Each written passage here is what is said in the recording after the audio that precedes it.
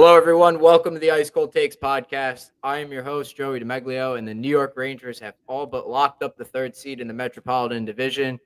Joining me this week is good old Nick Rose, a.k.a. CJETHS, to talk about Filip Chytil's extension, more on the Rangers, and the New York Mets off to a horrible start to their season. But anyways, Nick, what's up, man? I'm excited to talk Rangers, Mets. Well, maybe not so much about the Mets, but I'm excited to talk. You know, I love this. Yeah, I know. We put out the Mets. The Mets were so bad they put off their opening day home opener for tomorrow.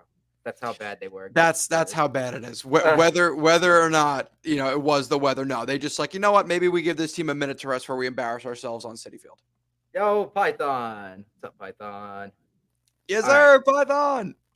Yeah, Rangers are just coming off a 3-2 overtime loss to the St. Louis Blues. They tied that game up with like 2 minutes to go, forcing OT. Keandre Miller pinches, and Kasperi Kapanen gets an overtime winner. He should have had a goal earlier in the game. I don't know if you saw it, but he had a wide open net and he missed. Yeah, he stromed it. Yeah, he's strong. I talked all about that last week. I had an Anaheim Ducks fan on my show last week, and that's all we were talking about. Ryan Strome missing the net. Yeah, because he's on the Ducks. Yeah. And does he miss the nets there too? A couple times, not nearly as much. Not nearly as much as what he did for us last year. Of course. Right, naturally. Yeah. But I mean, Tarasenko had a hell of a game tonight. 2 points in his return. I got to text Craig Brewery. I got to ask him what he thought of the kid line because I have his number. I was texting him the other day. I love that guy. That's so sick. Yeah. I don't know if he's going to stay as the coach of the Blues because it does look like they're headed in a bit of a different direction. They weren't a competitive team this year, and he's more of a competitive coach. If he does go, I don't think he'll have trouble finding work. So, I mean, Craig Berube, he's a good coach. But yeah, I gotta reach out to him. But the theme of the past couple weeks for the Rangers has been the kid line, or as Matty Jack on Twitter likes to call them, the boys to men line. They are absolutely scorching planet Earth right now. They are on fire. Unbelievable. All three players are nearing 40 points. Filip Chytil's got 45. He's got a new contract extension. We'll talk about that in a little bit. Lafreniere's got 39. Same thing with Kakko. He's got 39. Even when with the best part about all of this is the third line, right? There are people saying, oh, the kids are doing so well. Let's split them up and help out Zibanejad and Patrick Kane. No. Zibanejad and Patrick Kane have to do their own work. Lafreniere, Chytil, and Kakko are doing their own work. They need to stay together because they're going to be a nightmare for opposing teams. Imagine a team going through the struggle of defending against your top line of Kreider, Zibanejad, and then the second line of Panarin and Patrick Kane. Or whatever Gallant mixes up the lines. However he comes up with the combination. Whatever the blender produces. Yeah, the line blenders. Yeah. Nice protein shake there we got going on there. But imagine after dealing with those two guys, you have to rely on your third pair of defenders and your third line to go up against the Rangers' third line. If I had to choose between the Rangers' third line and anybody else's third line and third pair of defenders, oh boy, I'm taking the Rangers all day, every day. Why? It's not even a discussion, man. Not even a little bit. And to your point, like no matter what happens, you only have 3 D pairs. The Rangers have 3 lines that all contain people who could score on you. No matter what, there's going to be a mismatch multiple times per period. The biggest thing is going to be the Rangers being able to take care of those mismatches. And I mean, dude, the good old days are right now, and these guys need to take advantage of the blessing they've been given. You literally have Mika Zibanejad, Vladimir Tarasenko, Patrick Kane, the kid line, all on 3 different lines. We got to put this together. Like, I don't know. I don't think, to tell you the truth, I don't think there was a team that was more cup or bust in Rangers history than this year. Just like with everything that's happened between carrying a short roster just to fit in Patrick freaking Kane. I still can't believe I'm saying Patrick Kane, the New York Rangers, to fit Patrick freaking Kane on the New York Rangers, to have 3 lines of chaos. Tyler Mott, who in his last 2 games, if last 2 games at an 82 game pace, 82 goals, whatever, just Tyler Mott casually carrying the league, whatever. Like, the time is now, and they have got to put it together, especially with the mismatches that we're going to see in the playoffs. Yeah, the boys are cooking. They are no longer kids; they are men. A lot of people want to keep that name together. I like the grown-up line. The boys to men line works, but they are absolutely killing it. And if you're a fan of this podcast and you've listened to every single episode, maybe not every single episode, but have listened to me ramble enough, you know that I constantly say that the Rangers rebuild is not over until the kids start pulling their own weight. Yes. It didn't happen last year. They had like what 20, 30 points. This year, Roughly, yeah. it's happened. It has happened, and I hereby declare the New York Rangers rebuild as of 2022-23. It is over. It is over. Each We of come those out on guys this got side. 40 points. Each of those guys got 40 points. And, this is like, it's not just some cute little narrative. No, this is real. Like, this is, teams actually have to worry about playing against these guys because they're physical. They're not soft in the slightest. They're constantly creating turnovers, and they have all the skill in the world. They're first round draft picks. Each of them. Each of them is a first round draft pick. They have all that talent, and now they injected a physical aspect to each of their games. Chytil, Kakko, and Lafreniere. Each of them are physical. Along the boards, they're all great. Between the dots, they're all good. Off the rush, they're amazing. The neutral zone, I think that is their most underrated aspect. When Yes. they make plays in the neutral zone, when they create turnovers, they create odd man rushes going the other way, and that's where they generate their offense. Then they could set up shop in the offensive zone if they can't get a shot off the rush, or if they get something that's stopped by the goalie.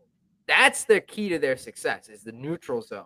And I have PTSD from when the Tampa Bay Lightning played the neutral zone trap against the Rangers in Game 7 of the 2015 Conference Finals. I still, to this day, it haunts me.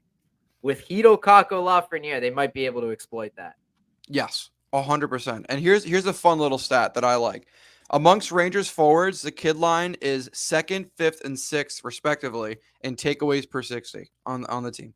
So they take the puck away. Like they're hard on pucks, they're aggressive as hell, and like you said, they added a physical edge to themselves. Alexis Lafreniere, he's kind of mean. He's kind of freaking mean. Like the reverse hit he threw on Ross Colton last night kind of got me fired up. Like that was freaking awesome. And I'm just not a big Ross Colton guy. So it's kind of fun to see him get planted, but they take care of themselves. They're fast, they skate hard. I mean, you know what? I wanted to put this out there because I had mentioned this before. If the Rangers learned anything about how to manage young players and what works and what doesn't, Filip Chytil needs to be the shining example of what to do with a young player that did not figure it out right away. The patience they displayed with this kid paid off in such dividends. Filip Chytil was, I mean, listen, in his first couple years, he kind of had what we saw from Kakko in his first 2 years. Like he was out there, the occasional nice play, the occasional 2 or 3 game goal scoring streak, and then he's just kind of invisible for a while. Whereas, to tell you the truth, every time Filip Chytil's on the ice, he's doing something that is very noticeable. Whether it's skating a million miles an hour, which is something it looked like he was afraid to do, similar to Kakko and Lafreniere in their first couple seasons, to just every time he has the puck, he just wants to fly. He wants to embarrass defenders. He wants to snipe. He wants to make nice passes. It's nice to have someone who's puck hungry on the Rangers, and Filip Chytil's displaying that. And I hope it continues to rub off on Kakko and Laffy, because if you get 3 young guys that are playing with speed, skill, are taking the puck off of sticks, and are just running amok in the playoffs, I'd be really scared if I was any team going to face the Rangers. Nick, you bring up a good point about that puck hungry factor with Chytil. You go back a couple weeks to when the Rangers played the Predators, and Chytil scored that really nice goal. It was like his first goal in like 15 to 20 games or something like that. He was hungry that game. Like, and ever since then, it is rubbed off on Kakko and Lafreniere. Like they had long goal scoring droughts too. Now look Mhm. at Kako. He had goals in like 3 consecutive games Yeah. and points in like 5 of like the last 8 or something like that. Mhm. And another thing that I really, really like is that in last night's game, we're recording this Thursday, so Wednesday night's game against Tampa Bay, the Rangers go up 3-0, right? Mhm. And the next shift, the kids are back in there in the offensive zone, Yep. back in the offensive zone cycling Mhm. in the first period. That was a Yep. great first period by the Rangers, but the kid line put on a show that period. That was like unbelievable, unbelievable. So Uh, fun to watch, man. yeah, It makes you feel happy, especially because, and this is not a knock on Lafayette Cockle, but they were just, they were at times, they looked afraid to be near the puck during their early years. And now, man, whenever the puck is on their stick, it's not dump it in, get off the ice, don't make a mistake. It's I'm gonna make a friggin' play, and I dare you to try and stop me. And I yeah. love that. Somebody in the organization had to have done something right Mhm. in the past within the past year to make this change. Whether it's 100%. whether it's Gallant scratching Kako in Game 6, which Mm. I disagreed with, and it might have had a great effect because Kako has played great all year. Now he's putting the points on the board.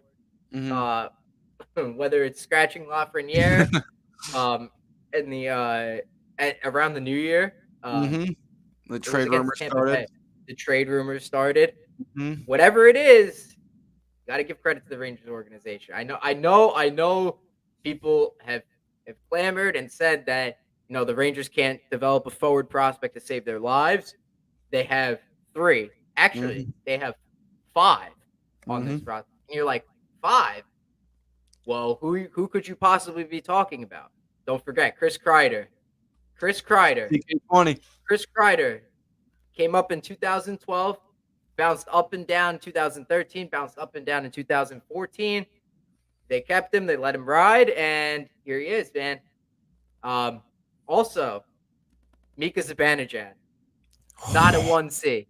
Not a 1C. Yeah, You mean to please. tell me this guy Please. he is underrated. He's still He's so underrated. I don't fucking care. good. I He's think so I think a lot of people sleep on him because all the hype is around Crosby and McDavid and McKinnon, rightfully so. But Zibanejad is underrated in my opinion. I He agree a has it. million percent. Like A he's million percent. a point a game player over the past like 3 seasons, right? Well, maybe Mhm. not the COVID. So there's COVID year, the 56 game one, but he still managed to put together 20 goals, and that wasn't even his best season. He still managed to do that when he had like of the most horrible start to like that campaign. You know, Zibanejad is putting it all together. He came to the Rangers as a 23-year-old. We didn't Yep. know if he was going to develop. He came with the hope of him developing. He has Mhm. put it together nicely. So I think it's time we have to move away from that narrative a little bit. We could revisit it when guys like Othman come up, when guys like Brett Berard or Trevino or Adam Sikora or Bryce McConnell Barker come up. We could we could reassess that. Yeah, but as of right now, the Rangers are in a good spot with how they develop their forwards. And to top it all off, Filipino gets a nice contract extension, 4 years at $4.4375 million to be precise. That's Nice a little nice. bag. Would you consider that a bridge deal or? No, I think it is almost, and I texted you about this. This is like almost a replica of the, I'm trying to pull up the numbers now so I can get the cap percentage. But a replica of the Chris Kreider contract that we saw when he came off of his first Yes, bridge you did deal. say that. It was a 4-year deal. I'll tell you, I think the Kreider was 4.625. I'll pull them both up right now so we can see. And I think it works perfect because Kreider and Chytil were in similar situations. A solid, bounce between the minors and NHL for a couple of years, a really solid year coming out of his bridge deal, and he gets his 4-year deal, and then he gets a bigger deal after that. Mhm. So Chris Kreider, on his third contract, coming off a bridge deal that was almost identical to Filip Chytil's, was 6.34% of the cap at the time at 4.625. And Filipino's contract coming off of a bridge deal has a cap hit of 5.38%, so actually less than Kreider at a 4.4375 cap hit. So even a better bargain than what the Rangers got for Chris Kreider. And Filip Chytil at this stage is producing more or produced more than Kreider did before he got his 4-year deal. And if I had to speculate, I'd have to say that, this is a call by Chris Drury in the middle of his hot streak saying, Mm-hmm. "Listen, Phil, you're playing really well. We want to keep you around. How about this contract extension? No negotiations, Mm-hmm. just plop the contract on the table." And Hedo's like, "Hell yeah, I want to stay here." And he signed it. That's because if it wasn't, that means there was negotiation. This Right. was quick. Right. None of us knew about this. No one reported Mm-hmm. beforehand. I know the Rangers keep stuff close to the vest, but at some point, like right before a thing happens, they will leak it. This did not Yes. happen. It was just plop right on the table. Filipino Same as signing an extension. the Tarasenko trade. It just happened. And Yeah. I'm not even sure you can call Chris Drury impulsive. I just think he's so calculated. I think he goes over these moves He's a for stone weeks and cold weeks at a killer. time. Yes, and then just like you said, just boop, here you go. I mean, dude, you got to think about it from Filipino's perspective. 23 years old, like, okay, here's just under $20 million. You want it? Yes, please. Yeah. I don't really think you need to negotiate. Almost 20 sheets is 20 sheets. I'll Right? take it. Everything is better when you're winning, right? So Yes, if the yes. Rangers can have a very good playoff run, doesn't have to be necessarily have to be a Stanley Cup final victory, but if Hmm. they make a return to the conference finals, and let's say they don't make it to the finals, right? Hmm. Then Lafreniere, you use that same logic with like Lafreniere and Keandre Miller. Those Hmm. guys are going to be hyped to come back. They want to. Yes. You bring it back to like what Adam Fox said at the beginning of the year. Like he was interviewed and asked, like, okay, how did it feel starting the season? It's like, it's cool and all, but like we want to start back in the playoffs. Like we want to pick Right. up where we left off. And it doesn't work like that. You have to start from game one, go all the Yes. way through 82, and then pick up in the playoffs. Exactly. I very much understand that point because of my Taekwondo background, but I will not discuss that. We'll leave that for another day. But we could really take advantage of that concept of everything's going well. The team chemistry is incredible. The bonding is through the roof. Um, Everybody loves it there. So Hmm. you offer these guys um a good amount of money, not like overpaying them, right? You could save Hmm. you could save a couple $1 million here and there Right. it, across like Lafreniere and Miller now. We were Hmm. thinking what was our prediction for Heedle? Do you I remember? think I think we kind of speculated a multitude of deals. I stayed pretty true to the Kreider deal, but I think you and I said, do you take the risk and try to sign Heedle? God, was it a 7 or 8 year extension? Do you give him upwards of 5.5, 6 million and hope that he's worth it? Yeah, I think it was you and I that talked about yeah, that. we were comparing it to I think the the Roslovic contract because I think he just got 5 years. Yes. Something along those lines, or modeled after who was the GM? John Chayka, when he was just going on a rampage, Oh just yes, signing all these young Austin guys in Rouse. Arizona. Yeah, like Kraus, Christian Fisher, and all them, where he was like, okay, Yeah. they had one good year. Let's try to sign them long term now and hope they turn into bargains. Which Mhm. that's a little like that's kind of risky with role players. I think for guys that are a big piece of your team, okay. But he was doing that with role players. But Filip Chytil, dude, 23 years old, 20 goal season. He's kind of, his trajectory is not too dissimilar to Mika Zibanejad. 23 years old, 20 goal scorer. The only difference is instead of trading him for a Mhm. guy that was, close to 30 years old on a Yep. older contract and basically bribing a team to take him, we're going to hold on to our guy and hope he turns into, well, the next Mika Zibanejad. Mhm. Mhm. And it's funny you say that because Heedle was told by Gallant last year. Remember when he was told uh to play like Mika Zibanejad? I mean, Oh, no it shit. works. It's works. Yeah. I mean, he's not Yeah. exact. He's kind of different. Like He I is. like his. I like he's more of a shoot. I think Heedle likes to take the shot more than Zibanejad. Zibanejad likes to Yes. defer a little bit, but Mm. Zibanejad should trust the shot more because it's really good. Zibanejad's more of like he's got a really good hockey IQ, and I'm not saying Hedel doesn't, but Hedel's offense is just chaos, speed, and skill. Like he Yeah, just wants to skate forward, and if it works, it works. yeah. But yeah, he's putting it all. He's putting it all together. I'm trying to put up I was talking to Stat Boy Steven about it, like with the the Heedle comparables would be. I forget where I had it. It was in here somewhere in my conversation with him. But yeah, good extension for Heedle. I haven't Amazing. taken a look at the situation for next year, but I think the Rangers might have saved a little bit of money for Keandre Miller and Lafreniere. It'll They be definitely interesting to did. see. It'll be Mhm. interesting to see if they'll be able to keep those guys and then maybe make a push for like Tarasenko and or Kane. They definitely have to trade like Barkley Goodrow, but you Right. know, Well, dude, um, we don't really know because I saw something the other day that the Rangers could do well, I'll pull a Tampa Bay Lightning.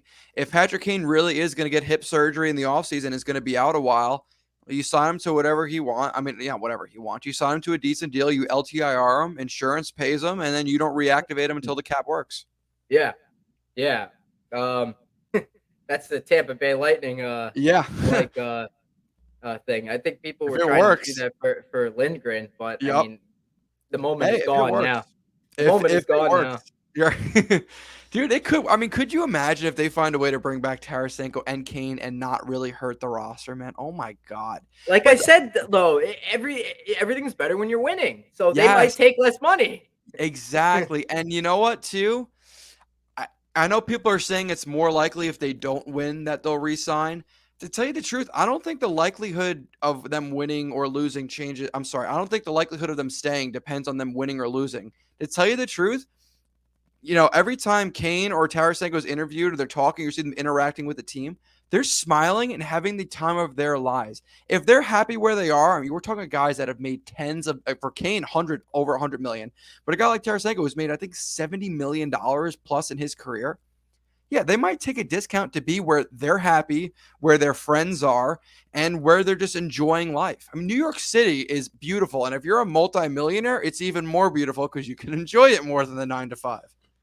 Yeah, Personally. Kane for sure has earned all of the money that he wants. So like he Yes. could just cruise to the finish line. But Oh, yeah. Tarasenko, he's got like the rest of his career in front of him. He's a bit younger Right. than Kane. So I If he could wants to, understand yeah. if he wants to leave. But I do know that like his family is like just kind of settled into New York. Like Mhm. Marcagliano was talking about in his podcast. So Right. you know, that's gotta weigh in on that. Like, does he wanna as soon as he gets settled in, does he wanna jump ship and move somewhere else?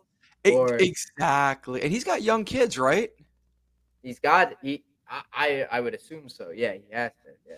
I mean, I don't know, man. It might be good. I settle in New York a little bit. Oh, my friend Panarin's here. She has here a couple Russians here. Oh, yeah, we'll stay for Mhm. cheap. Why not? I like it here, dude. It would be so awesome. And hey, that screams a good culture. If you can get guys that could make a ton of money on the open market, stay there for cheap. It screams you've got a good locker room. Because if you had a bad you could win all you want. If you have a bad locker room and guys don't want to be there, they'll just get the bag elsewhere. I thank Ryan Reeves for that, honestly. Yeah, Like, I he agree. built that. He from the day that he stepped foot in the Rangers, like, practice facility, it was Mm-hmm. all about family and Yep. togetherness and Camaraderie. exactly, It worked, exactly. man. It was sad that the Rangers traded him, but he Mhm. did his job. He Look at did. how the Rangers played against the Lightning last night. Come on. Mm. They Yeah. stood up for each and every single one of the players on that Yep. team. As Oh soon my as god. Killorn did that dirty spear on Shesterkin, you know Mhm. who's in there? Lindgren's in there. Yep. Mox is in there. Even Mhm. Panarin and Tarasenko are grabbing somebody. Dude, Panarin laid body last night. Who did he lay out last night? He I don't know. stood someone up in the defensive zone when they were skating in on him. I don't remember. Yeah, I He kind hit of remember the somebody. hit. I don't know who he hit though. He Like put someone on their butt. I forget who though. I don't know, but Ben Harper, man, that guy's got some heart. He's got a big heart. That guy, Oh man. man, that was awesome. How funny He's was it, man? He was bouncing rights off of Corey Perry's head. I mean, how can you not appreciate that? that first fight, I was trying to figure out what the hell he was trying to say to Maroon. Like he was Oh yeah. talking to him. He was Mhm. saying something to him during the fight as he's like clocking him in the face Yeah. with his right fist, like, I'm gonna punch you, Yeah. blah blah blah blah. Right. And then Oh, it was Perry awesome. at the end of it's like, come on, I want you to hit me. I want you to hit me. Yeah, It's yeah, like yeah, yeah. He's begging him. Dude, I love that, man. How awesome would it be if the Rangers Lightning face off in the conference finals again? Mm-hmm. Yeah, It's no, that was a possible, great game. Great game last night. Like, dude. I know I wanted it to be an easy victory, but of course it's Tampa Bay. It's not going to be. It was worth the price of admission. 100%. Much more entertaining than the Rangers game tonight. Oh, there was a snooze fest. But I mean, it happened. So many back to backs this year. I mean, you could tell they're tired, and I think they're really, like you said in your tweet earlier, the playoffs are all but set at this point. Just ride it out, stay healthy, and get ready for the playoffs, man. Because the Devils are not going to be an easy opponent. I know that No. we all have all the confidence in the world that we're going to beat them. I am very much of the belief that number one, you do not want to pick your opponent, and number two, you never, I don't care who they are or who you are, never, ever, ever, ever underestimate your opponent. I don't care who Mhm. the hell they are. If the Columbus Blue Jackets can sweep the President's Trophy record-setting Tampa Bay Lightning, then you could lose to a team that finished above you in the standings. I'm sorry. It's just ugh. It's all about that start to the game in game one. As soon as that puck drops, no matter who the opponent is, play your game. Yes, Don't play 100%. down. Play your Mm-mm. game. You know what I mean? Exactly. Got Like, winners on this team, man. We have cup winners now. We have elite talent. We should be able to beat them handily. right. Like, doesn't matter. Devils or Hurricanes. Let's go back to the play-in series, right? Mhm. The Rangers went like 5-0 or something against the Hurricanes that year during the regular season. They whooped their asses. Yeah. Whooped their asses. As soon as the puck dropped in game one of that playoff series, that play-in series, holy crap, the Hurricanes really, really handed it to the Rangers. They destroyed Exactly. them.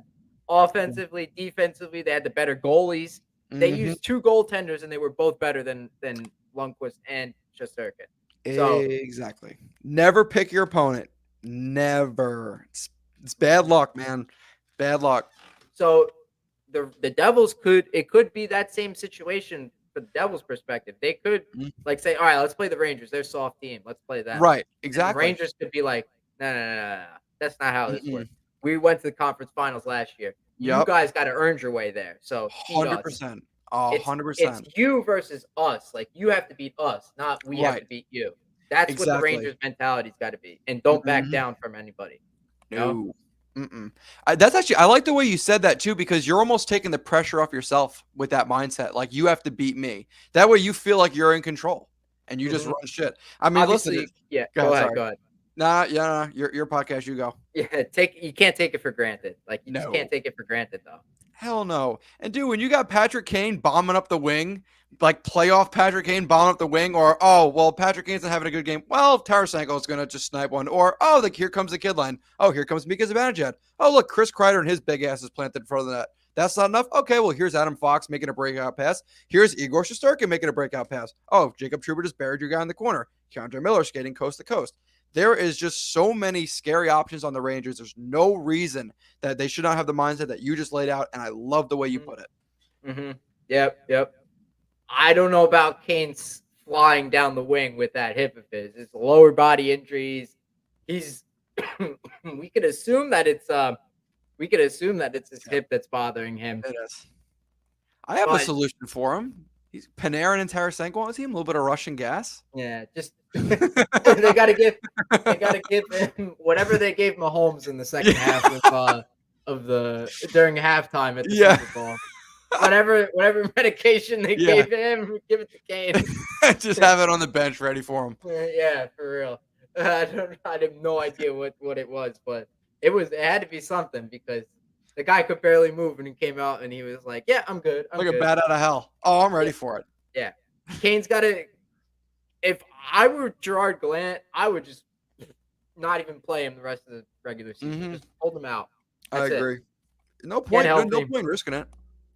Like Kane, just skate on your own. That's it. You don't Mhm. need to get into the game. I don't need who we playing Buffalo, right? We're playing Buffalo. Columbus, And Buffalo, and yeah, I don't need one of their goons or whatever laying out Patrick Kane for whatever reason. I don't need that. no. You know? So Columbus, Buffalo. in the Oh, Maple we only Leafs. have 3 games left. Yeah, Yep. Toronto. Damn. We're Maple really Leafs is yeah. the last game. 3 games. Sit them. That last game might just be like like a curling match.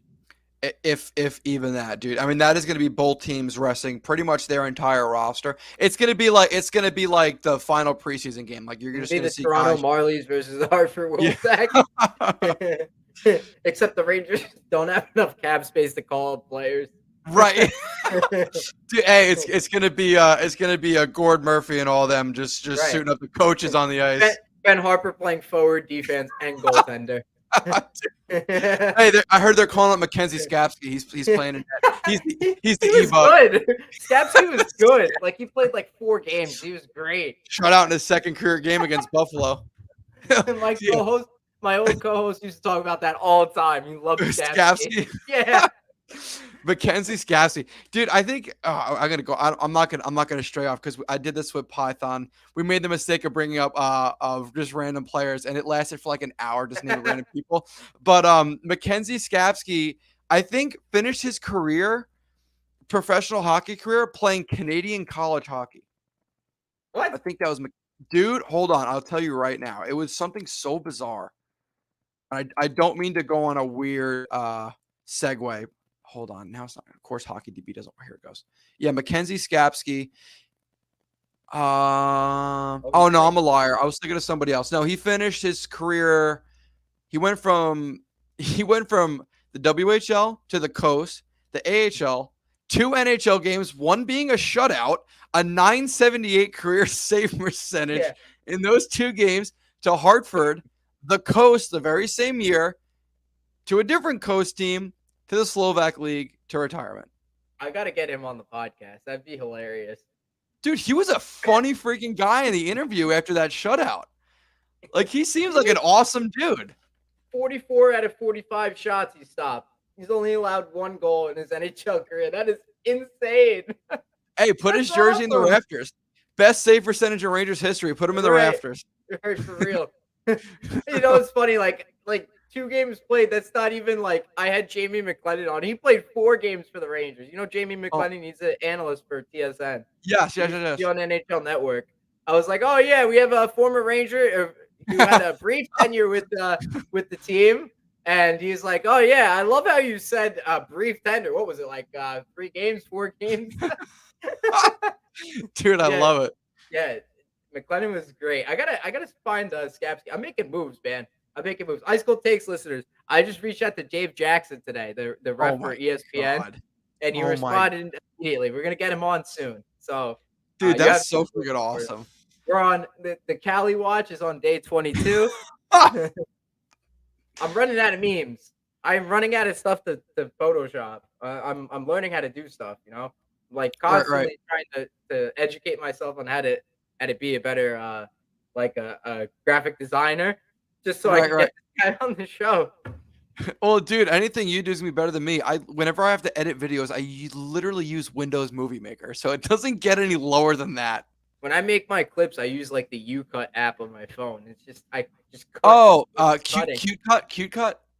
Oh, UCut. Okay.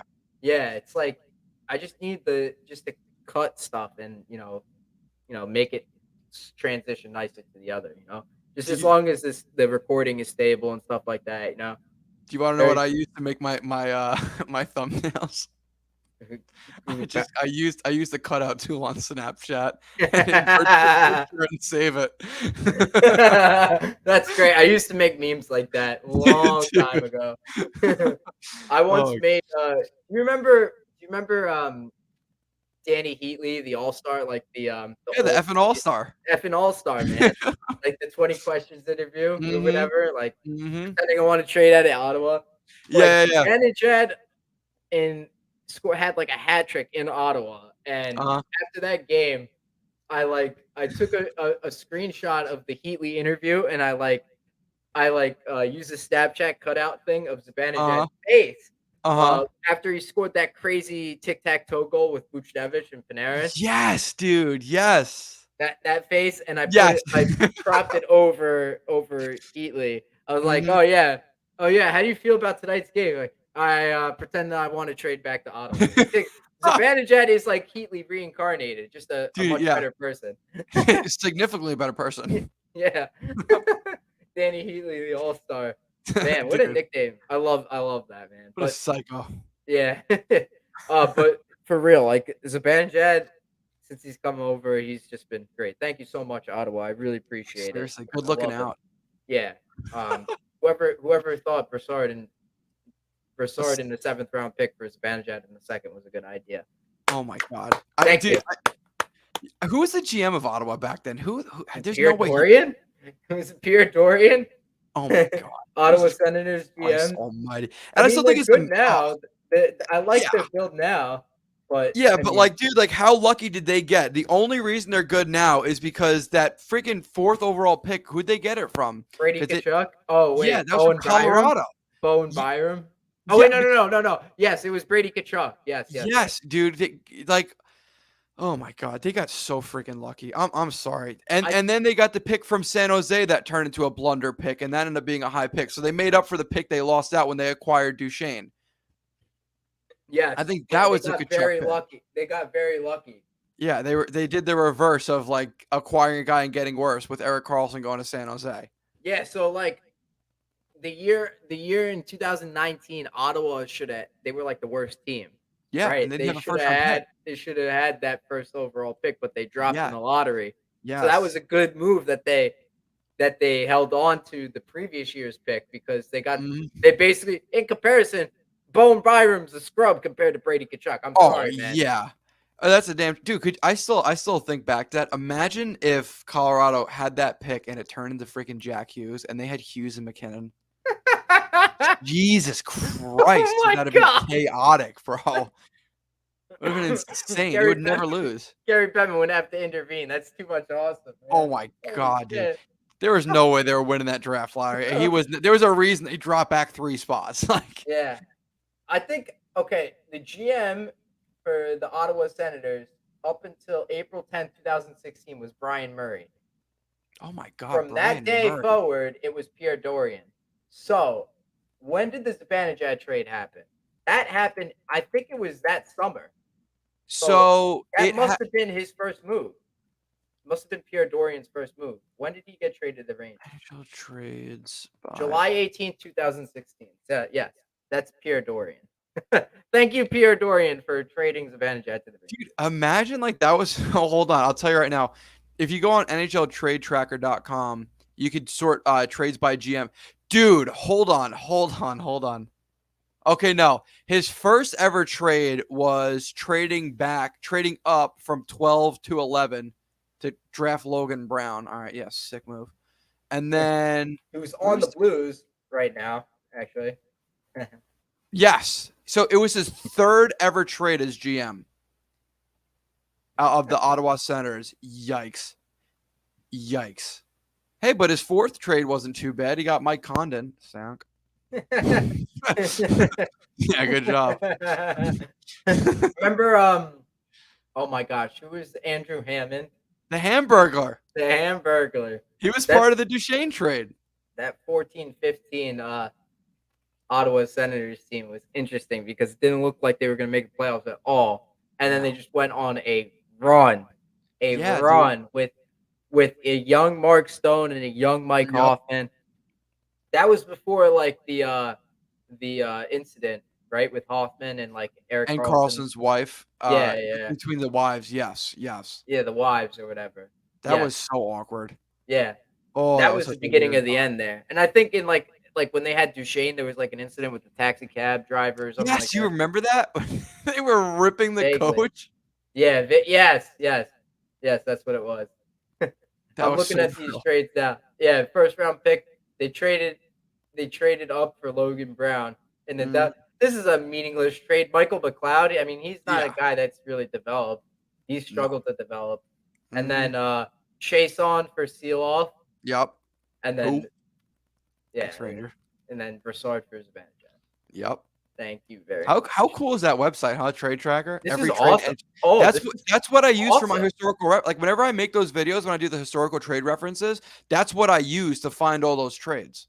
You can look up by player, you by just GM. remember which player it was, and then you to base it, and then you're like, oh wait, what was he traded for? And then you go back and you find it. It's Yeah. more reliable than hockey DB, but sometimes you got to use DB to find the player to get a stat comparison, and then you use trade tracker because Yeah. then you can see who was drafted because they cover the hmm picks pretty well. No, like it works. The way GMs work, hockey GMs work, and the way Mhm. Twitter GMs work is so different. It's like unbelievable. It's It's like, so fast oh my backwards. god, like I can't believe I'm being sarcastic here, but like they judge the player evaluations are so much different. On Dude. Twitter, Sammy Blay is a AHL fourth liner. Yeah. In hockey world, Sammy Blay is a potential second or third liner to NHL GM. Well, And he was yeah, the centerpiece of the Tarasenko trade. I'm sorry, that's how it is. Like, and it's now the he reality. looks like he looks like he's a second or a third liner. He could Yes. possibly on that team, he Mhm. looks like he could be a second or a third liner. Yes. So it's worked out for them. Well, dude, how about all the people that were convinced that the Blackhawks were going to get Zach Jones and a first round pick for Patrick Kane, or earlier, oh yeah, we're going to get Laffy and a first round pick? Like, dude, it's why whenever people just make these idiotic trade proposals on Twitter, you just ignore them. The NHL it is a league of dinosaurs. It is creatures of habit. It will never ever change. If you want to know what a player is going to be traded for, you literally just look for a player that was similar to them in a similar situation that got traded, and I promise you, you will find what the hell they got traded for. It is not that difficult. Like everyone, like, oh yeah, we trade Eichel to the Rangers. Yeah, we'll take Kako, Laffy, a first, Nils Lundqvist, and we'll probably take Chytil too. Meanwhile, he got traded for Peyton Krebs, the B prospect, a second line winger at the time in Alex Tuck, a first round pick, and a second round pick. And in order to make the trade go through, I believe they sent a third round pick with Eichel to make the trade go through. So what does that tell you? No, they didn't get an arm, a leg, and part of your skull for Jack Eichel. No, they got what players historically in his situation have gotten. I rest my case. Yes, exactly. And the same thing goes with moving bad contracts. Like you Yes. may look at it on Twitter as like, oh, Patrick Nemeth, how could the Rangers ever remove that? Use your logic to the advantage of other NHL GMs. They're dinosaurs. They look at Exactly. Patrick Nemeth, big guy, big body, Yep. defenseman, block shots, blah blah Yeah. blah blah blah. We'll take him. Yeah, we'll take him. Yeah, boys club. Send him Yeah, here. Send him here. yeah. We need another big guy that literally cannot skate. Please send him our way. Barkley Goodrow, $3.6 million. No problem. He could center. He could play the wing. He could play first line, second line, third line, fourth line. He kills penalties. He's Yeah. a Jeep. He does everything. Oh yeah, I'll take He's him. a cheap. Oh yeah, I'll take it. That's what John Cooper called him. I Oh yeah, love I'll it. take. It's like, how could you possibly move Barkley Goodrow's contract? And Right. it's like, oh my god, I don't care if there's a modified no trade clause and you could buy out the last 2 years. It's a terrible contract. Just sit No, and it's watch. not. To you, it's a terrible contract. To other NHL GMs, that's Barkley freaking Goodrow. That's a great player. They spend Yeah. like $7 million on these guys in free agency yearly. Yes. Remember David Clarkson, Oh Nathan my Horton? God. They threw money at them. Milan Lucic, they throw money Yep. at these guys constantly. Yes. Andrew Ladd, the list goes on.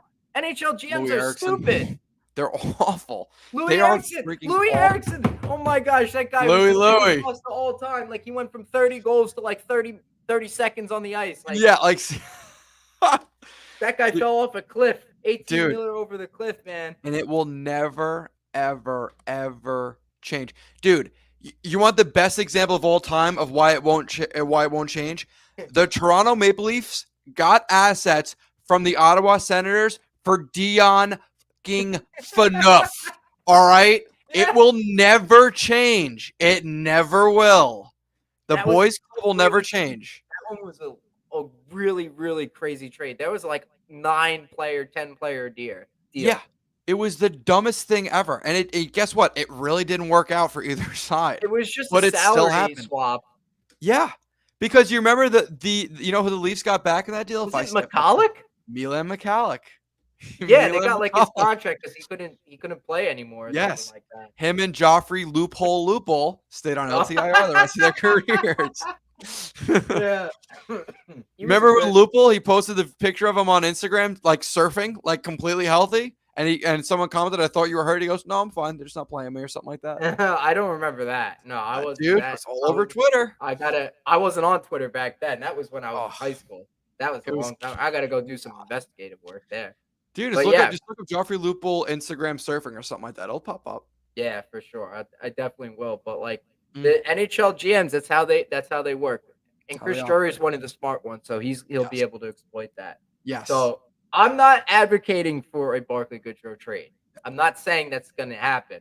I'm just saying if the Mm, Rangers need to move salary, mm, it's not impossible to make a move like that. no. If Chris Drury wanted to trade Jacob Trouba, he could trade Jacob Trouba. There's no Yeah. problem with that. Mm-hmm. He's not going to, and I don't want the Rangers to trade Jacob Trouba. Mm-mm. I came into this season kind of on the side of, I think the Rangers should move on from Trouba so that Yes. they could use the cap space to Mm, re-sign their core, right? yes. Yes. Trouba has completely changed my opinion on him, and I don't want Mhm. him to leave anytime soon. This year. Dude, I agree. I was the biggest advocator, I think, in history of trading Jacob Trouba. I was so done with him. But for some reason, they put the C on him. And all those things that I specifically myself complained about almost went away. The biggest thing with Jacob Trouba, his biggest struggle, and it's still a struggle, but he's gotten better at it. And I'm going to tell you how he got better at it, is his foot speed. He is slow as molasses, but the way he's mitigated that is his gap control. He used to get beat to the outside so often it was like watching a ringer in beer league Especially this year. ring around defenseman. He is gapping players so well, keeping him to the outside, force him, getting a hand, a body, a stick on him, and stopping them from just zipping around him. It's like a complete 180 to the Jacob Trouba that we saw in the first half of his contract. He's done nothing but impress me, and I am very happy to sit here, stood corrected, that he turned out well up to the point where I am actually against trading the man because I wanted him nothing but gone 6 months ago. I think he's progressively gotten better as the season has gone on. The first Mhm. 15 games were such a roller coaster for him. Yes. First Yes. 30 games up until he tossed his helmet. Yes. The helmet Roller talk. coaster. That trademark. Go down That to like Rangers I history. was 2 minutes away from saying the Rangers were without a leader and Mhm. a true leader in their locker room. And Mhm. Trouba actually proved me wrong. And Dude, I and agree. I was like, okay, damn, Mhm. wow. All right, Gotta this send him guy messages like rocks. that. This Yeah, guy rocks. dude. And the rest is history. Rangers went on like a tear for they've been one of the best teams since December. Mhm. You Scoring know? goals, preventing goals. Obviously, we have our cold game every now and again. We go on a bit of a stretch, but dude, they've been amazing. They've been elite since then. Absolutely elite. Actually, going on the topic of cap casualties, not to stray too far off, but I think if there was going to be a big cap casualty this summer, a guy that could be moved is the guy we talked about earlier as a cap comparable. I wonder if Chris Kreider is someone the Mm, Rangers look to move. I know. I know. But with a cap hit of 6.5 million, if guys like Tarasenko and Kane both stay, is there a spot for Chris Kreider and his $6.5 million cap hit? I know how valuable he is and how valuable he's been, but is $6.5 million in Chris Kreider replaceable or not? I mhm. think the human being, I don't think is easy to replace. The player is easy to replace, but I think, and that you could say the same about Barkley Gaudreau, it's replacing the human being is kind of tough. You're replacing a leader and a guy that when he's hot, he is hot, but when he's Mm, cold, he's really cold. So I don't know. It's a tough conversation. I'm glad we don't have to have that conversation. Hopefully not for a yeah, long time. yeah, Hopefully no, not for a long time, but I do wonder if maybe maybe Chris Drury is maybe thinking five head here, and we're all thinking Barkley Gaudreau, and he yeah. might be thinking Chris Kreider. I Take don't know. take your own advice, man. Mm. These are the Yeah, the these good old are days. the good old days. Yes, yes, yes, yes. I So agree. let's enjoy it while we're here. Yes, Anyways, moving on to baseball, the New the must. York Mets had an interesting start to the season, man. Um, That's one way to put it. Against the Miami Marlins, they win that series, and then they go into Milwaukee, and they get their asses handed to them, man. Like I never seen that happen. Max Scherzer got lit the hell up, man. Like I couldn't believe that. The bats went completely silent. They went AWOL, AWOL. Awful. And So and bad. meanwhile, you have Brett Beatty in the minors tearing it up, tearing it up, and like And Ronnie Mauricio too. yeah, Mauricio is doing really well. Mark Vientos, like the young guy's killing it. Yeah, it's almost and Eduardo Escobar is ice cold at the plate. Ice cold, Yikes. not the good ice cold takes. Like no, like Escobar. bad. One Bad. for like 13 or something like that. Yeah. Horrible. And then now Narvaez goes down, and you know, um, Alvarez is back up on the team. But Now I mean, that could be good, man. They could see an emergence. Yeah, young guys take advantage of situations like this. I like Narvaez's like his bat. Mm-hmm. I have questions about his defense, like how he calls the game. Mm-hmm. I feel more comfortable with Nito back there, like defensively, and like pitch calling and slay. And I'm sure all the pitchers are comfortable with Nito because it's the same, basically same roster there. Like Right. Verlander and Quintana haven't pitched yet, and then Senga was unbelievable that one game. Awesome. He was awesome. What do He's they call fun to that? watch, dude. Yeah, I think I was watching the Rangers when that game was on or something. But yes, that was the Lafreniere game, the one where he went between the legs. They played great that game too. But So I mean, dirty. Senga had like a rough beginning, right? Loaded the bases, allowed a run, and then he got himself out of the jam. That ghost fork thing, that's an unbelievable pitch. He struck out a guy so bad the dude's bat flew into left field. That was the first guy he struck out too. That was Gurriel. Yeah, that was gross. That was ridiculous. Yeah, that was awesome. I love that. I think he's gonna have a really good year this year. I hope so. The whole freaking team needs to wake. Hold on, here. Let me do my Frank the Tank. The little mouthpiece. The mouthpiece before I turn around and start screaming, dude. I'm gonna go 0-1, 162. Next year, Ty Kelly's gonna be leading off. Ty Kelly, Inepler, like all right. I'm not gonna go all Frank the Tank on you, but I will say this about the Mets. One point that Frank the Tank did bring up in his in an unintelligible, is that the word, unintelligible rant that he goes on. The Mets offense, for me, was very suspect going into the year. There was this shortstop free agent, I forget his name because I blocked that scar from my memory, that they could have had and played at third base. That's like an elite hitter. His first name is Carlos. I will not say his last name. Carlos Corey. Yeah, Carlos Corey. Yeah, that guy who could have been really cool and helped out the offense, but we wanted a guy that typically bats below 220 over him and Eduardo Escobar. It's fine, it's whatever. I'm just playing. Listen, I understand why they did the whole Correa thing. It's fine.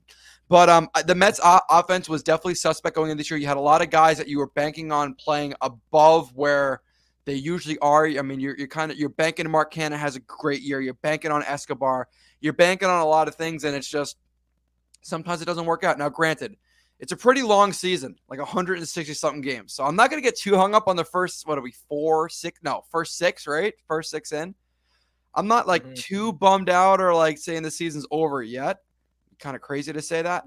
But it's not a great feeling to see your offense dry up that fast in the beginning of the season, especially with the pitch clock rule where the entire league, except for the Mets, is doing well offensively. Yeah. With the new pitch clock disadvantage on the pitchers, and the Mets just haven't been able to do anything with it. I was just gonna say this. It seems like games are more high scoring. I was gonna ask you your thoughts on that.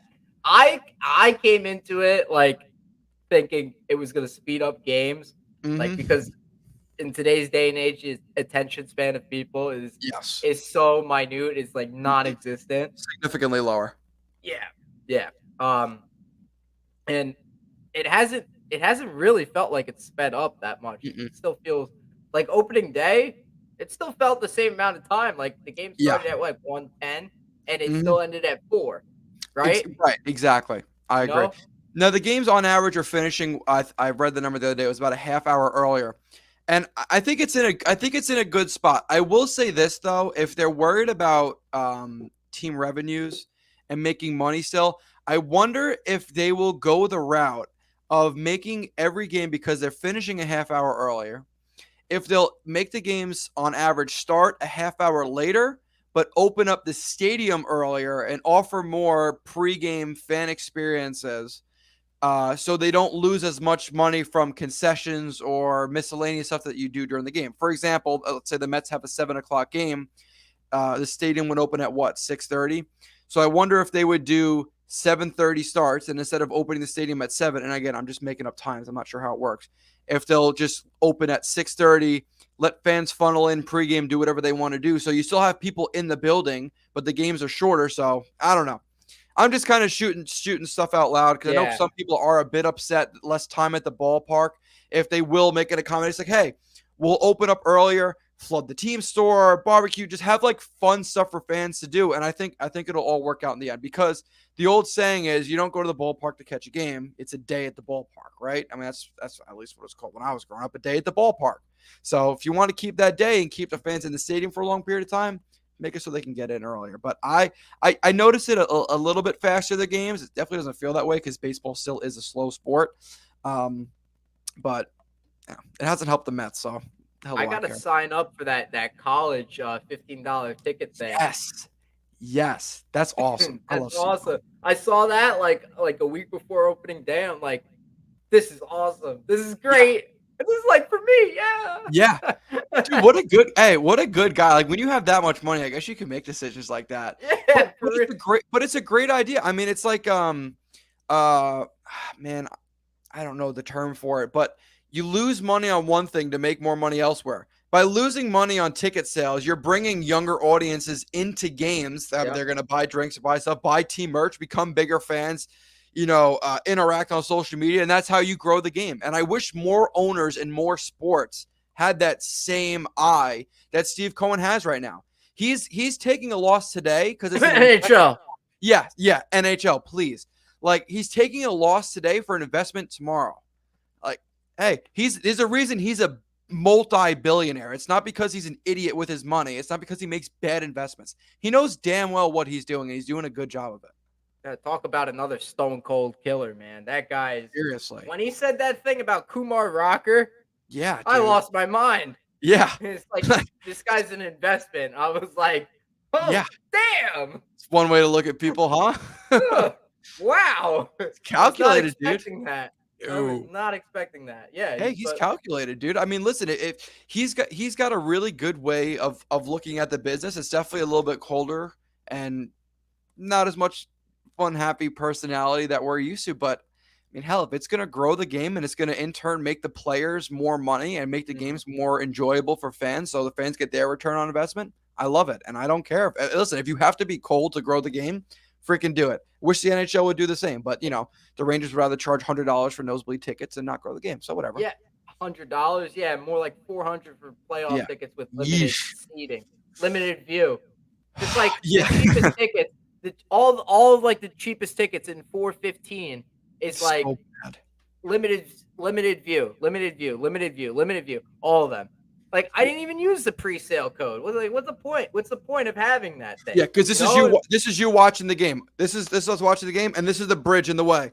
Right. Yeah. Oh, I think Kreider has the puck. Yeah, I see it. Stupid bridge. Yeah. Yeah. I think to be fair though, I know we call out the NHL, but to be fair, I think the reason they're astronomically high. Number one, inflation in the United States, okay? Right, but right, I mean, right. I know it's impacting everybody. Yes. But the other thing is like, from my conversation with like Statminer from last summer, is the owners the players and the owners or whatever have that deal where they have to pay off an escrow to get back to zero. Like they're basically negative like this much, like however much in debt or whatever. They have to pay all that back to get up to zero.